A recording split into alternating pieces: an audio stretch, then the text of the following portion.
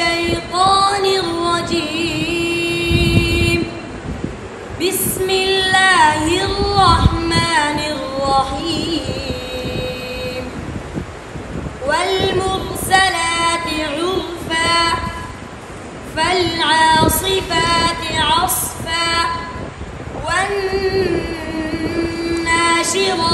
نشرا فالفارقات فرقا فالملقيات ذكرا عذرا أو نذرا إنما توعدون لواقع فإذا النجوم طمست وإذا السماء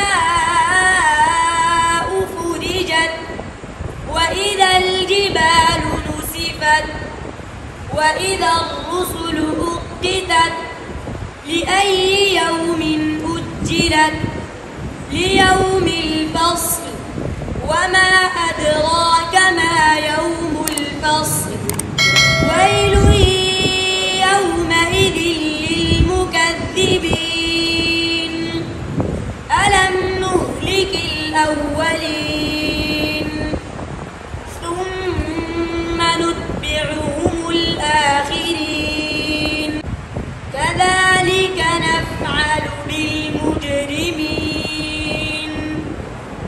ويل يومئذ للمكذبين ألم نخلقكم من ماء مهين فجعلناه في قرار مكين إلى قدر معلوم فقدرنا فنعم القادرون ويل يومئذ للمكذبين ألم نجعل الأرض كفاتا أحياء وأمواتا وجعلنا فيها رواسي شامخات وأسقيناكم ماء فراتا ويل يومئذ للمكذبين انطلقوا إلى ما كنتم به تكذبون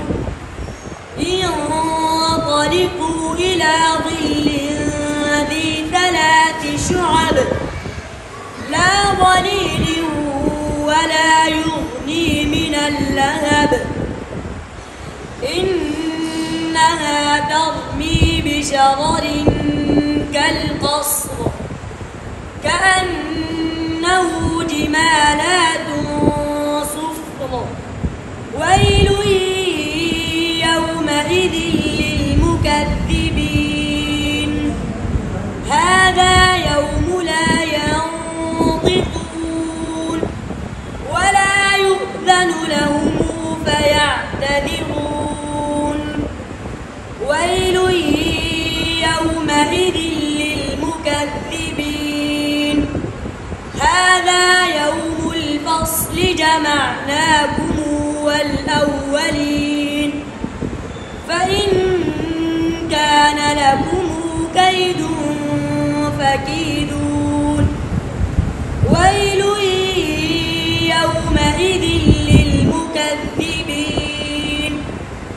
إن المتقين في ظلال وعيون وفواكه مما يشتهون كلوا واشربوا هنيئا بما كنتم تعملون إنا كذلك نجزي المحسنين ويل يومئذ للمكذبين كلوا وتمتعوا قليلا إنكم مجرمون ويل يومئذ للمكذبين وإذا قيل لهم اركعوا لا يركعون ويل يومئذ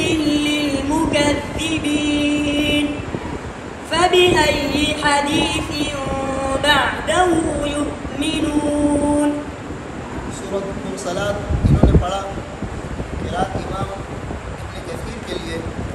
ان کے دو راوی ہیں وسیع اور عمر. سب سے پہلی بات تو یہ ہے کہ ان کے لیے بین سورتین بسم اللہ ہے. دوسری بات یہ کہ مد منفصل میں قصر ہے. تیسری بات یہ کہ میم جو میں صلہ ہے. انہوں نے یہ کلمہ پڑھا او نذور. یہ ذال کے نذورا نذورا یہاں پر ذال پر پیش ہے. ذال پر کیا ہے؟ پیش ہے. حفظ کے اندر ذال کے اوپر جو ہے نا کیا نام ہے سکون ہے, جزم ہے, اور اس روایت میں ذال پر کیا ہے؟ پیش ہے. دوسری بات یہ وما ادراک, جیسے کہ میں نے بتایا مد منفصل میں دونوں راویوں کے لیے قصر ہے. اسی طرح الم نخلقکم میم جمع ہے, میم جو میں صلہ ہے. میم جو میں صلہ یعنی ہم ہم کم تم. اس کو جب وصلاً پڑھیں گے تو صلہ کریں گے, وصلاً پڑھیں گے تو صلہ کریں گے. پھر یہاں پر دیگر روایات میں میم کا میم کے اندر ادغام ہوا ہے, تو یہاں پر جب صلہ پڑھیں گے تو ادغام پھر ختم ہو جائے گا. اس کی وجہ یہ ہے کہ محل ادغام میم ساکن تھا, تو میم کا سکون ختم ہو گیا. میم کا سکون کیا ہوا؟ ختم ہوا. اس وجہ سے اس کے اندر جو ہے نا کہہ رہا میں غنہ نہیں ہوگا, ادغام نہیں ہوگا. پھر الم نخلقکم, اس کے اندر جو ہے نا کیا نام ہے, ایک بات تو یہ یاد رکھیں کہ اس میں ادغام تام بھی ہے, ادغام ناقص بھی ہے. ادغام تام بھی ہے, ادغام ناقص بھی ہے. ادغام تام کا مطلب ہے کہ قاف بالکل نہیں پڑھیں گے. یہ حفظ کے لیے بھی اسی طرح ہے. حفظ جو عام قرآن پڑھتے ہیں نا, حفظ روایت حفظ میں, اس کے لیے بھی اسی طرح ہے. یعنی ادغام تام کا مطلب ہے کہ قاف کو بالکل نہیں پڑھیں گے, یعنی کاف کو پڑھیں گے. کس کو پڑھیں گے؟ کاف کو. اور ادغام ناقص کا مطلب یہ ہے کہ قاف کو بھی پڑھیں گے لیکن قلقلہ نہیں کریں گے, قلقلہ نہیں کریں گے. اس کی جو ہے نا کیا نام ہے ادا کرنے کی کیفیت ہوگی الم نخلقکم لقکم, اور ادغام کی کیفیت ہے الم نخلقکم. سمجھ میں آ رہی ہے؟ اسی طرح فجعلناہ, اس ہائے ضمیر کے اندر صلہ ہے دونوں راویوں کے لیے. یعنی ہائے ضمیر میں دیگر روایت اور قرات کے لیے ماقبل یا مابعد کوئی حرف ساکن ہو تو صلہ نہیں ہوگا. امام ابن کثیر کے لیے اگر ماقبل ساکن ہوگا تو صلہ ہوگا. بات سمجھ میں آ رہی ہے؟ ابن کثیر کا جب ہم نام لیتے ہیں تو اس سے دونوں راوی مراد ہوتے ہیں. اسی طرح وَأَسْقَيْنَاكُمُ, اس میں بھی صلہ ہے اور میم جمع صلہ ہے. صلے کی وجہ سے جو ہے نا یہاں پر ادغام بھی نہیں ہوگا, غنہ بھی نہیں ہوگا. اسی طرح انقلبوا, یہ دو کلمات ہیں انقلبوا, دونوں کلمات کا حمزہ وصلیہ اگر ملا کر پڑھیں گے تو یہ حمزہ گر جائے گا. یہ حفظ کے اندر بھی تمام روایات میں اسی طرح ہے.